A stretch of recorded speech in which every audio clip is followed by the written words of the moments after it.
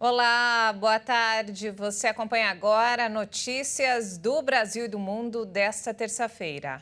E olha só, o índice geral de preços de mercado, conhecido como a inflação do aluguel, caiu em novembro. Esse foi o quarto mês seguido de taxa negativa. A Fundação Getúlio Vargas informou que, em novembro, o índice geral de preços mercado caiu 0,56%, no quarto mês seguido de taxa negativa. A baixa aconteceu após recuo de 0,97% em outubro. Com este resultado, o índice acumula alta de 4,98% no ano e de 5,90% em 12 meses. O IGPM é conhecido como inflação do aluguel, por servir de parâmetro para o reajuste de diversos contratos, como os de locação de imóveis. Além da variação dos preços ao consumidor, o índice também acompanha o custo de produtos primários, matérias-primas, preços no atacado e dos insumos da construção civil.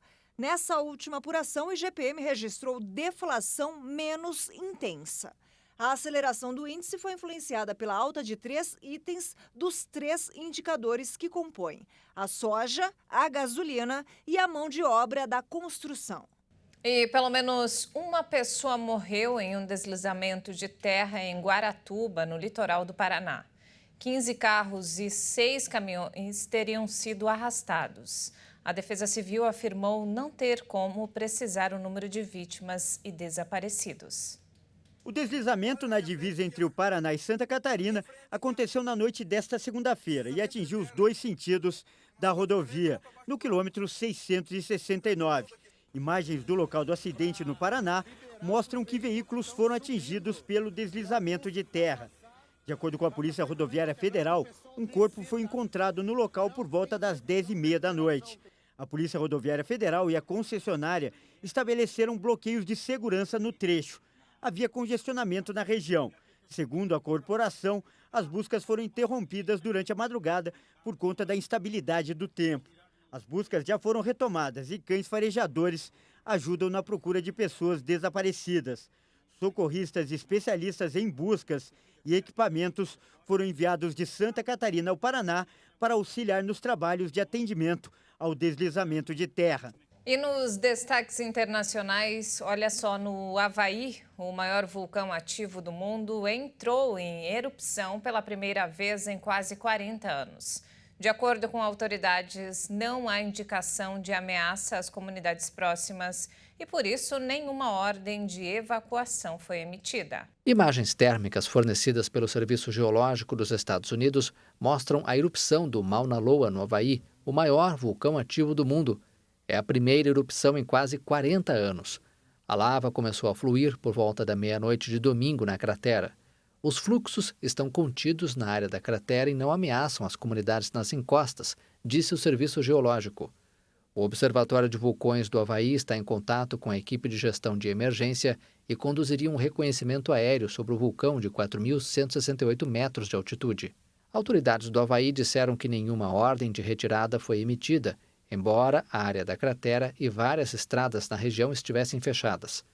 O arquipélago do Havaí tem 6 vulcões ativos. O Mauna Loa entrou em erupção 33 vezes desde 1843. A erupção mais recente, em 1984, durou 22 dias. A China vive um momento de protestos histórico contra um governo autoritário. A população do país exige o fim das restrições provocadas pela pandemia de Covid, liberdades políticas e até a renúncia de Xi Jinping, que está no poder há 10 anos.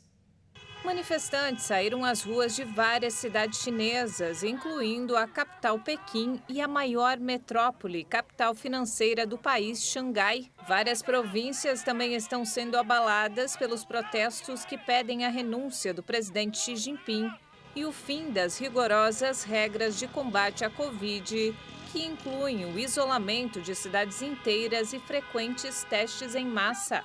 A política de tolerância zero não está dando resultado. Os casos diários não param de bater recordes. A raiva da população se intensificou depois que 10 pessoas morreram na semana passada em um incêndio em um prédio residencial que estava em lockdown havia 100 dias. Os manifestantes alegam que os bloqueios pela Covid podem ter impedido a fuga dos moradores. Vários manifestantes foram presos hoje em Xangai, entre eles um repórter da BBC. A emissora britânica disse que ele foi agredido enquanto trabalhava. A segunda maior economia do mundo está sentindo o impacto. As restrições em fábricas estão diminuindo a produção e, sem poder sair de casa, os chineses gastam menos. Investidores temem a queda na demanda doméstica. O resultado é que o preço das commodities estão em queda e as bolsas asiáticas também estão sentindo a pressão e fecharam em baixa. A repressão da ditadura chinesa deve aumentar ainda mais na tentativa de sufocar mais um protesto contra a falta de liberdades e democracia no país. Um estudo feito pela Organização Meteorológica Mundial revelou que todas as regiões do mundo sofrem com eventos extremos nos períodos chuvosos de 2021. Uma das graves consequências é a dificuldade de acesso à água doce para bilhões de pessoas ao redor do planeta. De acordo com o estudo, grandes áreas do mundo registraram um clima mais seco do que o normal no ano passado.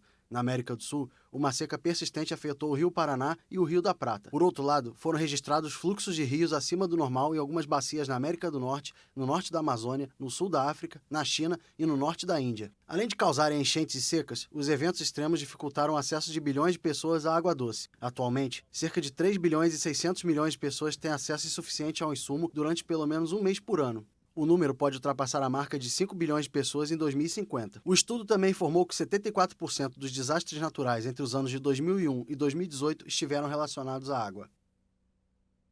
Um estudo do Operador Nacional do Sistema Elétrico apontou que em dias de jogos importantes, o consumo de energia cai cerca de 10% se comparado com dias normais.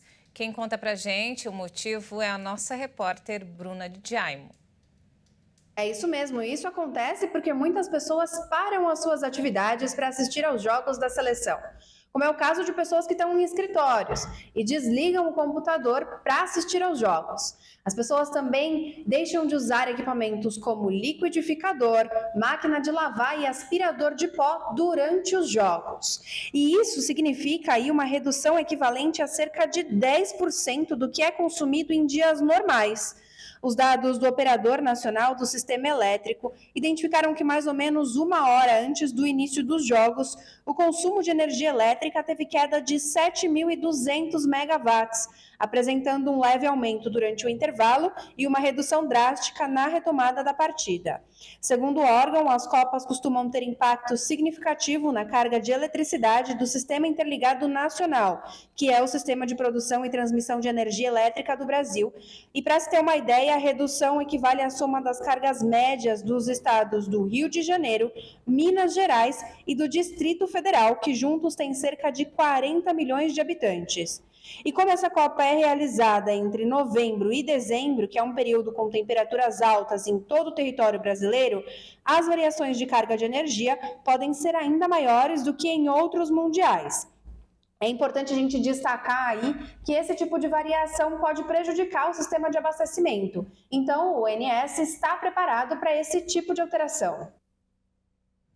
E não temos mais tempo, essa edição fica por aqui. Mais informações ao longo da nossa programação. Obrigada pela companhia e até mais.